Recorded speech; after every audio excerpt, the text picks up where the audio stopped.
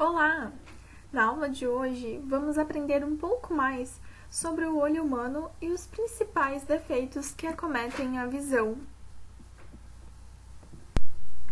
Bom, mas antes de vermos sobre os conteúdos da aula de hoje, eu gostaria de te perguntar se você já parou para refletir a importância da nossa visão. Pois, como já sabemos, a visão é um dos sentidos mais essenciais para a grande maioria dos seres vivos, pois o olho humano é um órgão muito complexo e também com um alto teor de desenvolvimento, o que torna fundamental para perceber tudo o que está à nossa volta, não é mesmo? Bom, você já parou para perguntar se você realmente sabe como funciona a visão do ser humano? E também se você conhece quais são os principais defeitos da visão? E também se já se perguntou por que muitas pessoas utilizam óculos para enxergar melhor? E também outra coisa que você deve estar se perguntando, mas o que a física tem a ver com a nossa visão? Já te adianto que tem tudo a ver. Bom, mas antes de começar a aula de hoje, propriamente dita, gostaria de te apresentar os objetivos da aula de hoje, que são 3. O primeiro objetivo é compreender brevemente os elementos do globo ocular. O segundo objetivo é entender a formação de imagem no olho humano. E o terceiro objetivo é conhecer alguns defeitos de visão e também as suas respectivas correções. Vamos nessa? Então, primeiramente, vamos começar explicando um pouco sobre os elementos do globo ocular. O globo ocular, como o nome diz, ele recebe esse nome devido à sua forma, que é de um globo ocular. E ele fica onde esse globo? Esse globo, globo ocular no caso, ele fica preservado dentro de uma cavidade óssea e protegido pelas pálpebras. Aqui vemos alguns elementos que compõem o globo ocular. Aqui temos uma visão frontal, que vemos o olho de uma pessoa. Vemos aqui o elemento da pálpebra, vemos elementos da pupila, que é essa parte preta aqui no centro dos nossos olhos. Também vemos a esclerótica, também ela é conhecida como esclera, e nada mais é que a parte branca do nosso olho. E a íris, que também, como você já deve saber, é a parte que colore os nossos olhos. Tem gente que tem olho azul, olho castanho, tem diversos, olho verde, tem vários tons de olho e cada íris é uma cor diferente, por mais que achamos que não.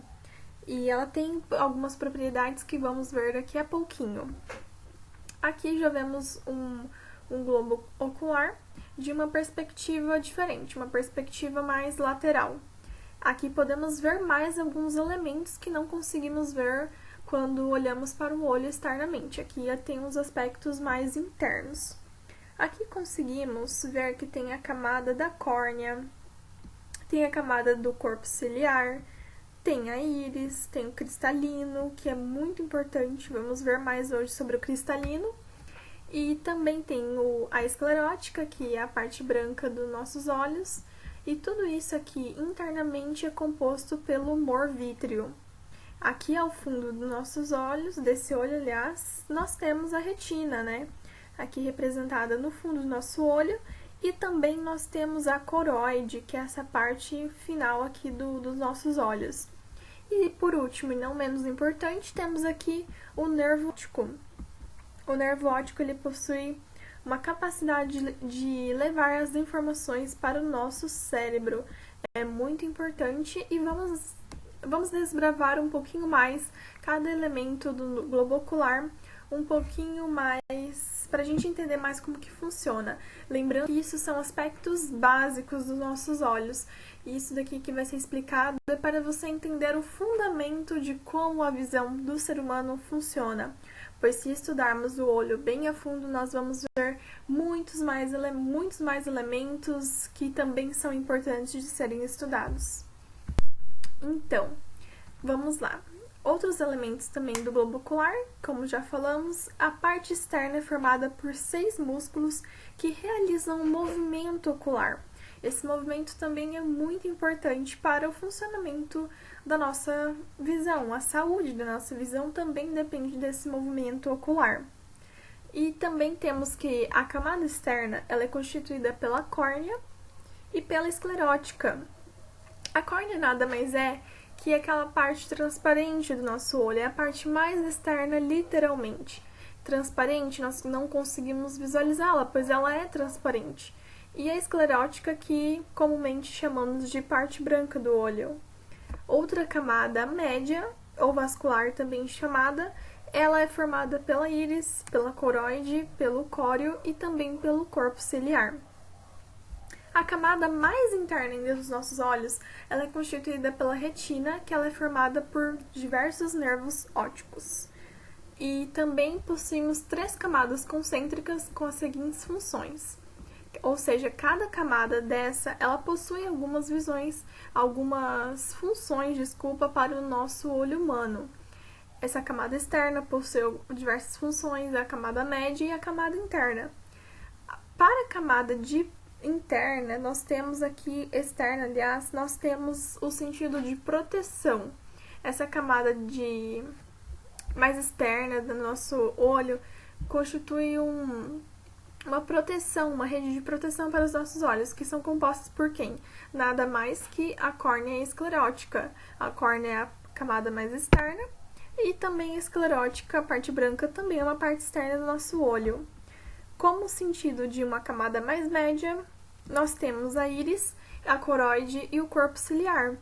Esses 3 componentes também eles possuem funções muito importantes para o nosso olho, como o de nutrir nosso olho, que também é importante ter a nutrição dos nossos olhos. E outra coisa muito importante, também outro elemento muito importante, é a visão. Para a nossa visão, é a retina. Ela tem um papel muito responsável pela nossa visão. Então, vendo mais um pouquinho sobre os elementos do globo ocular. Bom, um elemento muito importante para o nosso olho humano é a córnea. O que é a córnea? É essa camada externa, como aqui representa, a camada externa aos nossos olhos. É a primeira camada do nosso olho que recebe a luz. Ele nada mais é que um tecido transparente que fica na parte da frente dos nossos olhos. A córnea, ela permite a entrada da luz, e outra coisa interessante é que ela executa 2/3 das tarefas de foco, seguida da íris e também seguida da pupila. Mas o que é íris? Vamos ver então. A íris é isso aqui dos nossos olhos, é o que garante a cor dos nossos olhos. E ela é protegida pela córnea do olho, por essa camada que acabamos de ver, que é transparente. Nada mais é que um tecido fino muscular que tem no centro uma abertura circular ajustável chamada de pupila. A íris, como podemos ver, ela é composta por um centro aqui, ó. Um centro que é uma cor mais escura. E a íris, ela também tem várias características que são próprias de cada pessoa. A íris é um componente ocular muito único.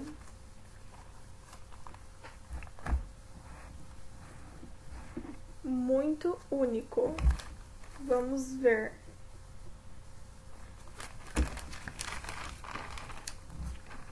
A íris, ela é a parte mais colorida do olho.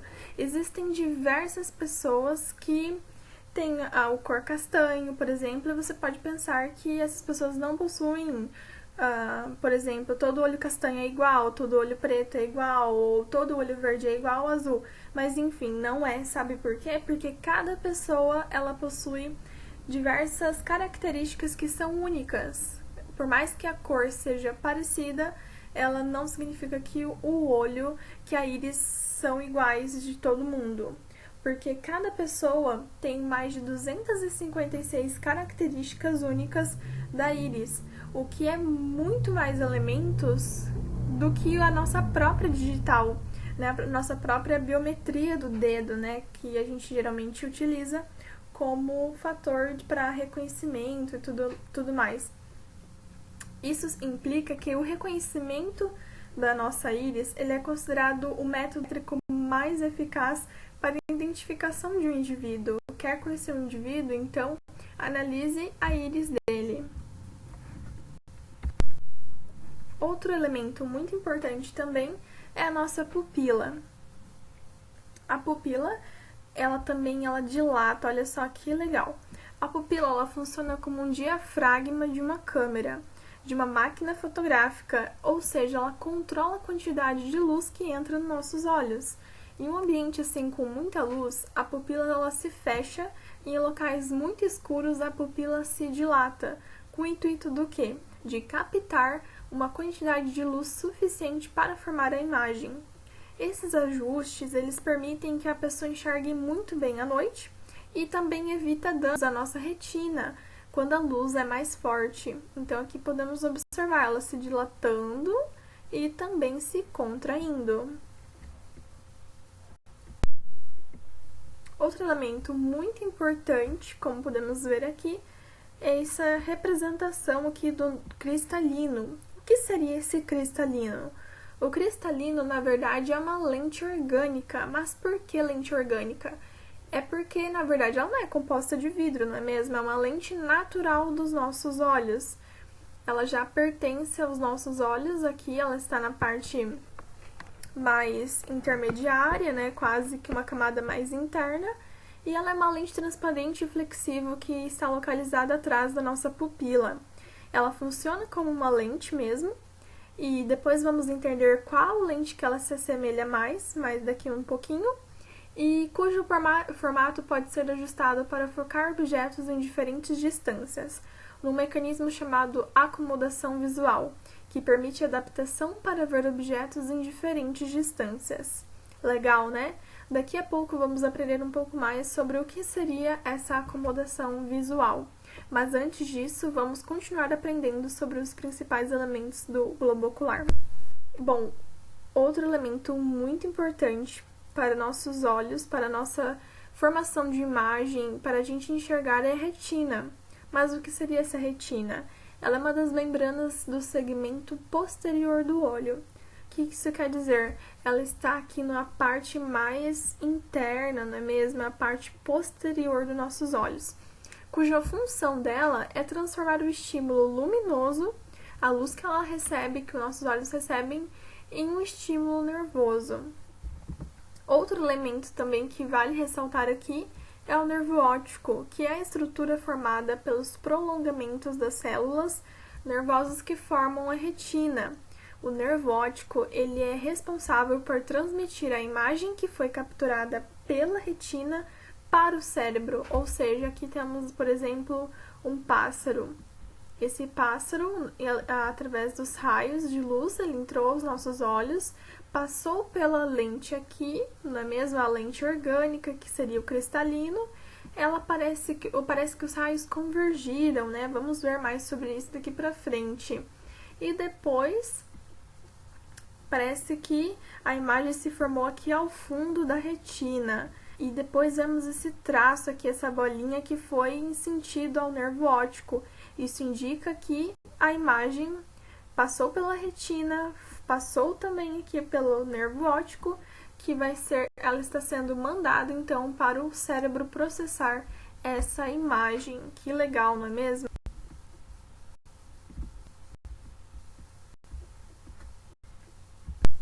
Bom, agora vamos começar a estudar a segunda parte da nossa aula de hoje, que é o estudo da formação de imagem no olho humano. Vamos entender mais como se dá este processo de formação de imagem. Lembra do estudo das lentes esféricas, onde existe uma classificação de uma lente biconvexa quando você está estudando ótica? Então, pois bem, o cristalino do nosso olho também funciona como uma lente biconvexa. Olha só que legal! Aqui temos uma lente biconvexa, uma representação, né, que nada mais é que também uma lente esférica. E se você olhar o cristalino do nosso olho, você percebe, aliás, que ele tem um formato mesmo de uma lente biconvexa, atuando então como realmente uma lente biconvexa.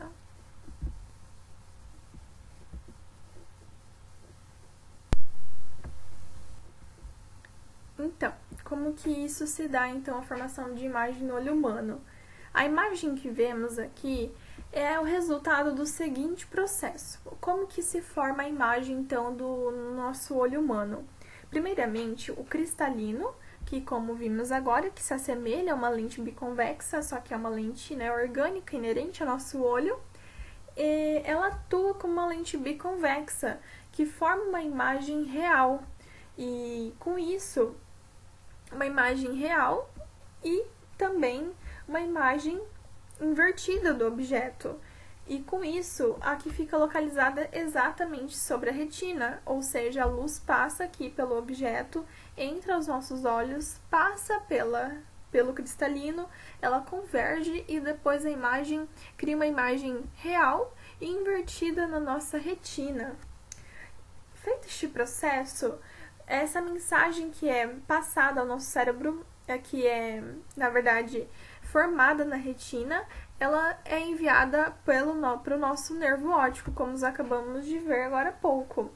Então, após de inúmeros processos complexos, isso aqui está bem simplificado, na verdade, mas após inúmeros processos complexos que acompanham a formação de imagens, na verdade, ela faz com que a imagem fique fixa na posição correta e para que possamos enxergar na posição. Vou falar aqui.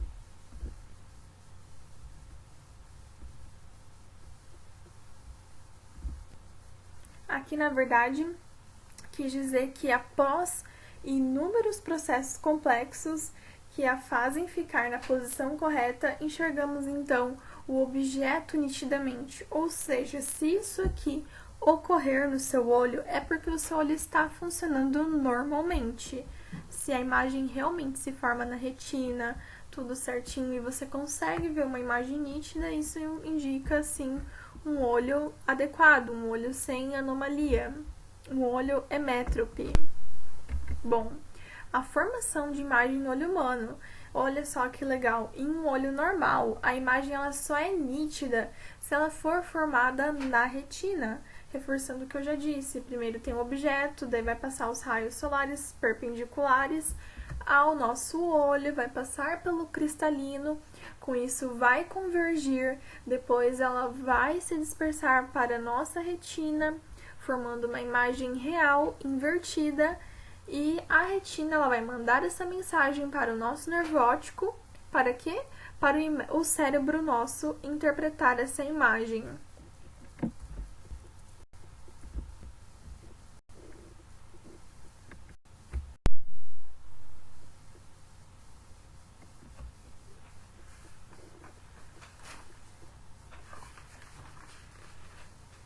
Bom, agora vamos falar um pouquinho sobre acomodação visual. O que seria da acomodação visual? Lembra que eu falei no início da aula para você gravar bem esse nome que a gente ia explicar? Então, vamos ver agora o que seria essa acomodação visual. Na verdade, isso quer dizer o quê? Que uma pessoa normal, ela pode enxergar objetos situados desde uma distância média convencional de 25 centímetros de distância, que seria a distância mínima convencional de visão distinta, até o infinito, para que a imagem se forme sempre na retina. A distância focal da lente L, ela deve ser variável. Isso só é possível pelo fato de o cristalino ser constituído de material flexível, variando assim a sua curvatura de suas faces pela contração dos músculos ciliares. A esse mecanismo de focalização dá-se o nome de acomodação visual. Então, temos aqui também que quando o objeto ele está infinitamente afastado, que seria o ponto remoto, os músculos ciliares eles estão relaxados e o foco da imagem L está exatamente na retina. Então, o olho não está realizando nenhum esforço de acomodação. O olho não está precisando forçar para enxergar. Então, a isso dá o nome de acomodação visual. Aqui também falamos de ponto remoto. Talvez você deve estar se perguntando, mas o que é o ponto remoto? Bom, o ponto remoto nada mais é que quando você fala assim, o ponto remoto, você quer dizer que o ponto remoto de um globo ocular é a posição mais afastada que pode ser vista nitidamente, sem esforço de acomodação. Para a pessoa normal, qual que é essa quantidade? Aliás, qual que é onde está situado o ponto remoto? Para uma pessoa normal, ele está situado no infinito, conforme vemos aqui a ilustração, certo? Aqui temos esse L tem uma setinha que, na verdade, representa a lente biconvexa. Então, deu para entender agora um pouquinho sobre o ponto remoto. Mas então, você quer me dizer então que podemos enxergar até o infinito? Será mesmo que é isso que estou querendo explicar? Vamos pensar bem. Será que podemos enxergar então no infinito? É isso mesmo? Bom, vou pedir então para que você imagine agora uma praia. Imagine uma praia, um rio, e que você está observando um barco distante na linha do horizonte, como está aqui nessa figura. Você vê aqui um lindo mar e no fundo um barco bem distante atrás da linha do horizonte. Então imagine, quando o objeto que estamos observando está muito longe, nós dizemos que ele encontra-se no infinito.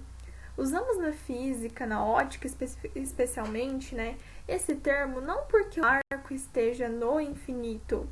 Ele não está no infinito, mas sim pelo fato de que a distância em questão, né, a distância que estamos tratando, ser muito maior que as dimensões dos elementos dos nossos olhos.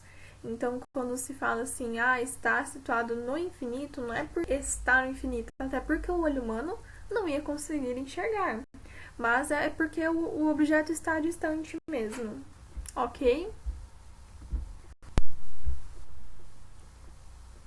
Bom, aqui temos outro caso de acomodação visual também.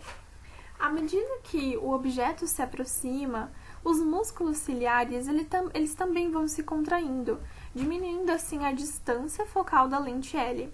Quando o objeto estiver a 25 centímetros do olho, a posição que é conhecida como ponto próximo, os músculos estarão em sua máxima contração, realizando assim um esforço máximo de acomodação, ou seja, a lente L apresenta distância focal mínima.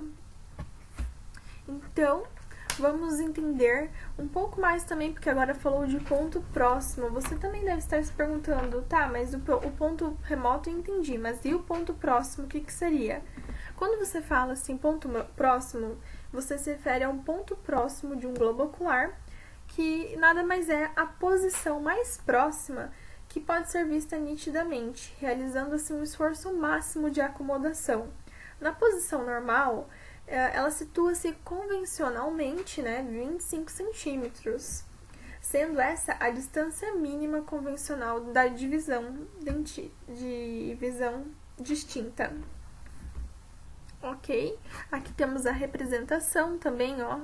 Aqui a representação do ponto próximo, a distância dela de 25 centímetros. Aqui um objeto.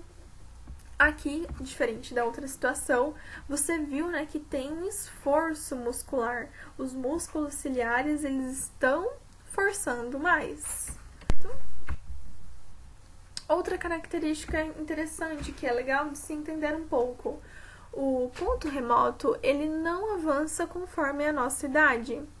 Já o ponto próximo, ele varia com a idade, ou seja, o ponto remoto não varia com a idade, o ponto próximo varia com a idade. Por exemplo, lá quando você tinha 10 anos de idade, aproximadamente, a gente estabelece que o seu ponto próximo tinha aproximadamente 10 centímetros, mas não era 25, você não falou que era 25, certo? Mas aqui você ainda estava em fase de desenvolvimento. Então, certamente, seu ponto próximo também, seu olho, como estava em fase de desenvolvimento, não estava também, pronto ainda, como de um adulto, 25 centímetros de ponto próximo já é mais para um adulto. Então, com 10 anos, você tinha aproximadamente uns 10 centímetros.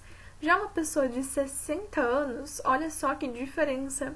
O ponto próximo da pessoa pode chegar até 100 centímetros. E nesse caso aqui, é considerado a presbiopia, que vamos ver daqui a pouquinho o que significa essa tal de presbiopia, o que é isso. Mas já adianto que tem a ver com a distância que a pessoa enxerga. Nós, quando somos mais jovens, conseguimos ler menos, né, com 10 anos, que é a distância mínima, né, 10 centímetros ali, a pessoa já consegue observar nitidamente um objeto. Quanto mais vamos ficando mais velhos, principalmente após os 40, 50 anos, você já percebe que as pessoas já vão distanciando mais os objetos para conseguir enxergar, principalmente se elas estão lendo um jornal, um livro, por isso aqui é a imagem de um livro, não é mesmo? Quando está jovem, está conseguindo perto. Quando está mais velhinho um pouco, você já vê que já tem essa tendência de esticar um pouco o braço, tem horas até que o braço fica curto. Mas fique tranquilo que isso é um processo normal, ok? Bom, o que aprendemos então? Como resumo de tudo isso, né, para estarmos bem craques, para aprendermos agora os defeitos da visão. Bom, o que aprendemos? Que o olho humano nada mais é que um instrumento óptico, formado então essencialmente por elementos refrativos, elementos de refração. Ele possui um sistema com poder de acomodação, onde o foco é capaz de se adaptar. Nós vimos também 2 pontos importantes sobre o olho humano, né? O estudo da ótica, que seriam o ponto próximo. O que seria o ponto próximo? É o poder de ver o objeto mais próximo possível, e o ponto remoto, que é a capacidade de enxergar o objeto mais distante possível. Ok? Vamos então seguindo nossa aula. Antes de vermos um pouco também sobre os defeitos da visão, gostaria de falar um pouquinho de história, porque nós vemos também esses conteúdos de visão e pensamos que sempre foi assim, que o conhecimento sempre foi estabelecido, que os homens sempre souberam como que nós enxergamos as coisas, mas não foi bem assim. A ciência ela tem um processo também de construção.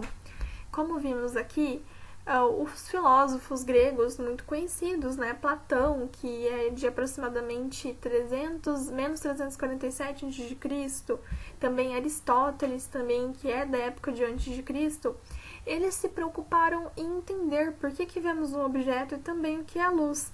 E o mais curioso é o que eles defendiam acerca de como era a luz, acerca da natureza da luz, e também como que eles atribuíam, como que o ser humano enxergava. O Platão, por exemplo, ele supunha que os nossos olhos emitiam pequenas partículas que, ao atingirem os objetos, tornavam-nos visíveis. E o Aristóteles, ele já considerava que a luz era um fluido imaterial que se propagava entre o olho e o objeto visto. Então, é isso, olha só que legal e como que as ideias mudaram, né? E também depois deles tiveram muitos outros cientistas, né, dentro da ciência que estudaram como que é a natureza da luz e como isso deu uma grande discussão até para a física, né? Como é que funcionava a luz, como é que era possível o ser humano enxergar, será que a luz saía de dentro do nosso olho? Ou era o inverso, né? Aprendemos hoje um pouco que não é do nosso olho, né? Que nosso olho não emite partículas, por exemplo, conforme pensava Platão. Mas tudo isso é bom para a gente aprender, para refletirmos um pouco sobre a construção da ciência. Agora sim, vamos falar um pouco sobre os defeitos da visão. O que seria os defeitos da visão? Podemos chamar de ametropias. O que são essas ametropias? As ametropias são os defeitos que aparecem ou acontecem com os olhos, que muitas vezes podem ser corrigidos com o uso de lentes ou cirurgias. Então, eu falei ao longo da aula, você deve ter reparado, eu falei olho emétrope. O que é uma pessoa emétrope? É uma pessoa que está com o olho normal, ela não tem nenhum tipo de anomalia. Enquanto que uma pessoa com olho amétrope é um olho que tem algum tipo de anomalia. Mas quais são esses principais tipos de anomalia? Vamos então ver na aula de hoje. Bom, Os principais tipos de ametropias que acometem, né, que são muito comuns no ser humano, são a miopia, a hipermetropia, também temos o astigmatismo, presbiopia, também tem a catarata, o glaucoma e também o daltonismo. Tenho certeza que você já deve ter ouvido ao menos algum desses nomes. Por que eu marquei aqui as primeiras quatro ametropias? Eu destaquei elas, né? Coloquei em azul. Porque elas são ametropias que podem ser corrigidas através do uso de lentes, enquanto que a catarata, o glaucoma, o daltonismo, nem tanto, né? Você não consegue corrigir exatamente com o uso de uma lente. Vamos então continuar aprendendo sobre essas ametropias? Bom, primeiramente temos a miopia.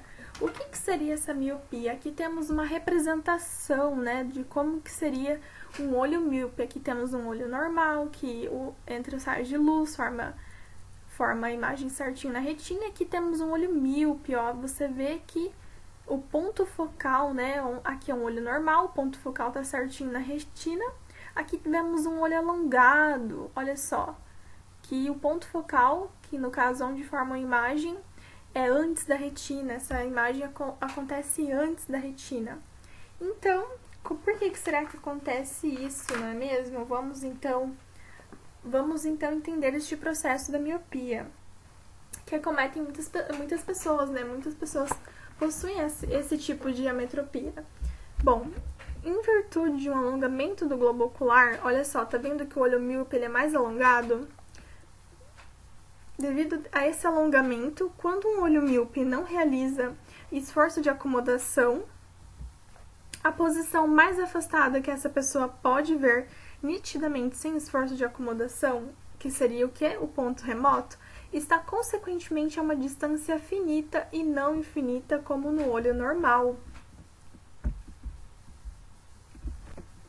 Ou seja, o ponto remoto está mais próximo do olho, por isso as pessoas míopes enxergam mal objetos distantes.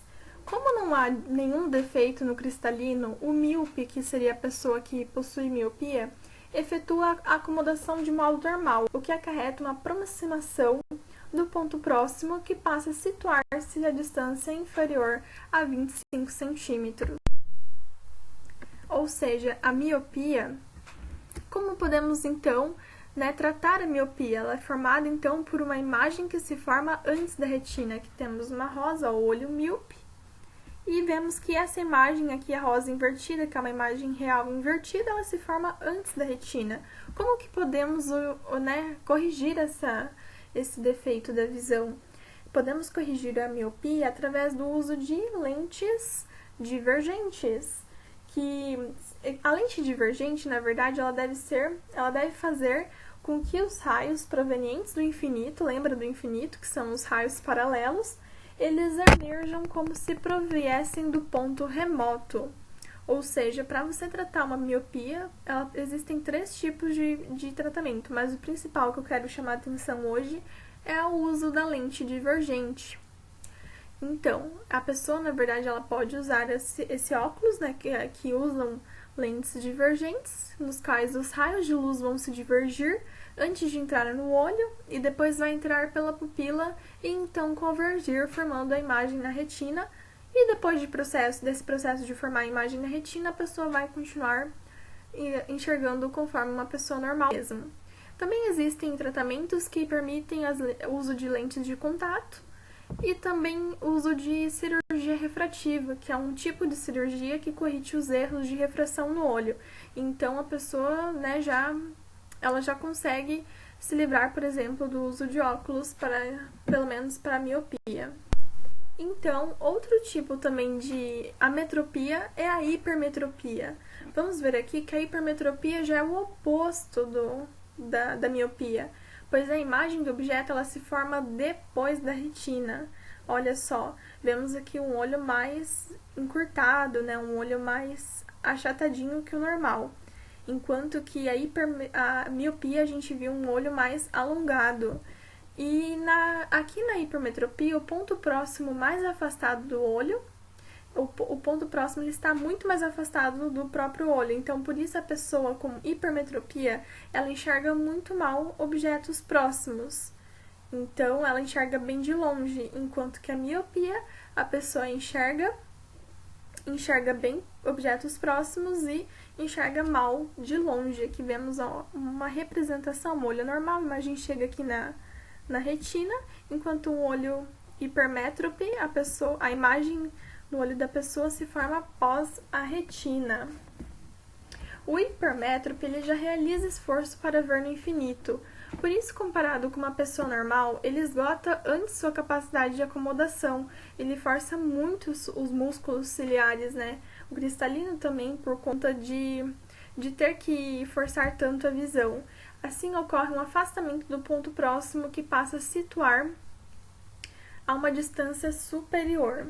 Tá, mas qual que é a correção em hipermetropia? Na hipermetropia, o tratamento se dá com correção do erro refrativo, que pode ser efetuado com óculos com lentes convergentes e também lentes de contatos.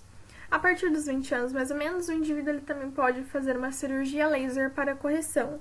Olha aqui um olho hipermétrope, a rosa está aqui, né? O objeto está normal, ele passa pelo olho, pelo cristalino, só que ao invés de parar na retina, formando a imagem real invertida, a gente percebe que teve um prolongamento. Esse é o olho hipermétrope. E para corrigir esse defeito de visão, é necessário o uso de uma lente convergente. Outro defeito que acomete a visão também é o astigmatismo, que na verdade seria a perda da esfericidade do olho, né? Como consequência, nós temos a pessoa enxerga objetos em diferentes direções, que focam também em pontos diferentes. O olho da pessoa que tem astigmatismo, né, chamado olho astigmata, ele não consegue focalizar simultaneamente segmentos de retas concorrentes, contidas em um único plano. Aqui temos o olho normal, a pessoa enxerga normal, aqui vemos um prolongamento, parece, né, na frente dos olhos da pessoa, onde os raios de luz passam, não formam na retina, mas olha só como que a luz, ela parece que se espalha, assim, né, para a retina. Então, a pessoa que tem astigmatismo, ela não consegue ter foco, né, ela não consegue enxergar as coisas nítidas, como deveriam ser, né, como uma pessoa, ela tem múltiplos focos na sua retina, então ela acaba não enxergando nada. No olho de astigmatismo, da pessoa astigmata, que consiste na perda da focalização em determinadas direções, a sua correção é feita com algumas lentes cilíndricas ou uso de lentes de contatos específicas. Aqui temos uma representação, olha só. Enquanto um olho normal enxergaria, por exemplo, uma letra A, passaria a luz, né? Enxergaria normalmente, a imagem passaria no cristalino, chegaria num ponto focal, atrás da retina, aqui com a retina. A pessoa enxergaria normal aqui nesse primeiro caso. Já um olho com uma pessoa que tem astigmatismo, ao invés de enxergar um A, a pessoa enxergaria, por exemplo, uns 3 As juntos, assim, porque realmente a imagem não foca. Quando a luz passa pelo olho, você pode perceber que ela tem múltiplos focos. Então, só um ponto praticamente ali, ó. Todos os pontos eles estão dispersos, o que dificulta o trabalho da interpretação, por exemplo, dessa imagem. Então, acaba vendo vários objetos repetidos. Essa seria basicamente uma visão astigmática. Outro defeito, aliás, muito presente também nos consultórios, né, que geralmente as pessoas reclamam, né, que da vista cansada, que seria essa vista cansada? Seria a presbiopia.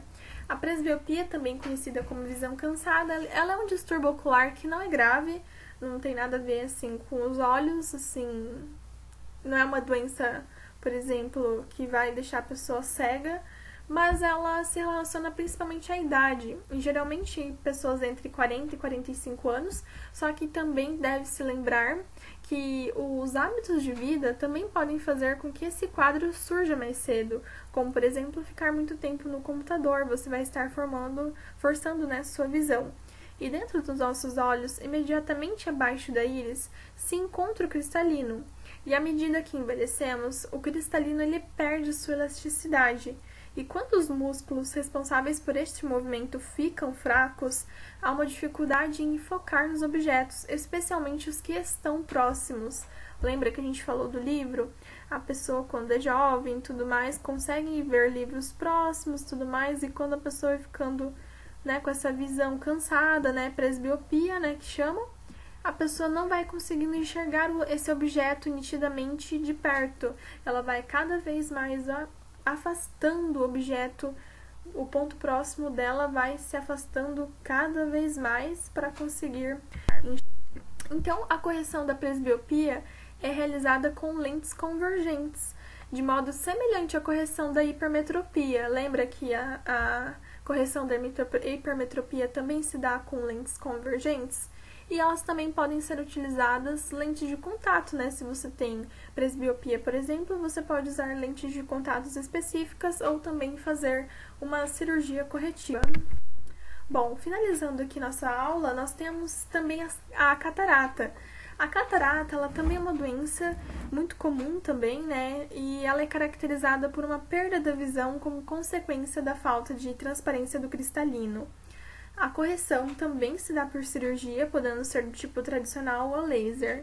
Aqui temos um olho normal, né, que é um cristalino claro e normal. E aqui temos um cristalino nublado por conta de uma catarata. Ou seja, um cristalino transparente não tem catarata. Agora, um cristalino que esteja mais opaco, ele vai tender a ter essa catarata. Ou seja, a catarata ela está assim atrelada a falta de transparência do cristalino. Também, por fim, nós temos o glaucoma também, que é bem presente na sociedade, né? Tipo, muitas pessoas possuem glaucoma, só que é silencioso, muitas pessoas acabam não descobrindo, por isso é importante sempre ir no oftalmologista. E o que seria esse glaucoma? O humor aquoso do olho, ele se acumula além do que se deveria. Com isso, ocorre um aumento da pressão interna dos olhos. Este processo, aos poucos, pode danificar o nervo óptico e que dificultará a pessoa de enxergar, porque as informações ópticas não chegarão totalmente ao cérebro. Ou seja, a pessoa ela tem que soltar esse humor aquoso e, ao invés de soltar, a pessoa que tem glaucoma acaba acumulando esse humor aquoso no próprio olho. Então, o que acontece é que acaba forçando muito o nervo óptico. E com o tempo, isso acarreta também aumento da pressão dos olhos. Você sabia que o olho também tem pressão? Então, o olho também tem uma pressão específica. E quando esse humor aquoso ele se acumula, tem esse aumento de pressão devido a esse aumento, né, de líquido no olho e acaba danificando o nervo óptico. Mas como que você consegue, então, tratar esse glaucoma? Geralmente é através de uso contínuo de colírios específicos para então controlar a pressão interna dos olhos, assim que você consegue controlar a pressão dos olhos. Aqui nós temos uma imagem, né, que mostra a visão de uma pessoa que possui glaucoma, né, porque na verdade existem vários graus. Aqui é uma pressão intraocular, percebamos aqui 20 milímetros de mercúrio. 23, 24, 25, quanto mais a pressão, né, que é medida aferida, né, em milímetros de mercúrio, você consegue ver que ao redor da visão da pessoa com glaucoma vai ficando mais opaca. E com isso, quanto maior a pressão, quanto mais o nervo óptico dessa pessoa estiver acometido, né, por essa doença, menos o campo, ou ela vai diminuindo o campo de visão da pessoa. Por isso é importante, né, ficar sempre atento aos sinais. Outra doença também, para finalizar a aula de hoje, é o daltonismo, que na verdade ela não tem muita relação, assim, né, estrita com lentes, essas coisas, mas é bem interessante falar sobre o daltonismo, porque muitas pessoas possuem daltonismo, não é mesmo? Bom, o termo daltonismo, não sei se você sabe, mas teve origem no nome do grande químico John Dalton, que ele foi o primeiro a estudar cientificamente esse distúrbio da visão, que também sofria da anomalia, ou seja, esse químico John Dalton, ele também era daltônico, por isso que ele buscou pesquisar mais sobre. No olho humano existem os cones, eu não falei muito deles, mas assim, eles são também parte dos olhos e são as células capazes de distinguir 3 grupos de cores. Eu também não falei muito sobre como se dá a enxergar as cores, mas nós temos os cones, que eles são praticamente células que detectam as cores no nosso olho humano. E um se manifesta com a luz amarela, vermelha, e outro com a luz verde e outro com a luz azul-violeta. Em suma, o daltonismo é uma deficiência dos cones, onde essas células não existem em números suficientes ou tem alguma alteração que dificulta perceber e identificar uma de outras as cores. A pessoa que possui daltonismo, ela tem o quê, então? Ela tem dificuldade em fazer o reconhecimento das cores. E pode atingir 3 grupos de cones, né? Existem 3 tipos de daltonismo que são os responsáveis pela visão do vermelho. Tem pessoas que vão ser daltônicas e não vão enxergar o vermelho, que se chama protanopia. Existem pessoas que não vão enxergar o verde, que é deuteranopia.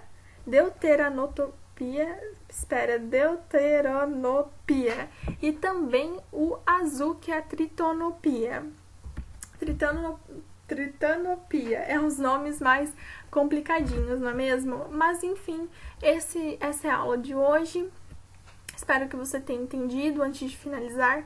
Isso aqui é um teste muito conhecido, né, para daltonismo, para ver se você consegue enxergar as cores. Aqui vemos, né, vários números e você pode rapidamente identificar se você é daltônico ou não através desses testes que foram elaborados, né, porque tem pessoas que não vão conseguir enxergar o verde, tem pessoas que não vão conseguir enxergar o azul e tem pessoas que não vão conseguir enxergar o vermelho. E também tem pessoas que têm daltonismo que com óculos elas conseguem enxergar melhor. Só que não é a maioria dos casos também e é uma doença também que ela é genética, ok? Então é isso, parece por hoje, não é mesmo? Essa aula está um pouco comprida, mas agradecemos então a tua paciência de ver até aqui. Obrigada, tchau, tchau e até a próxima.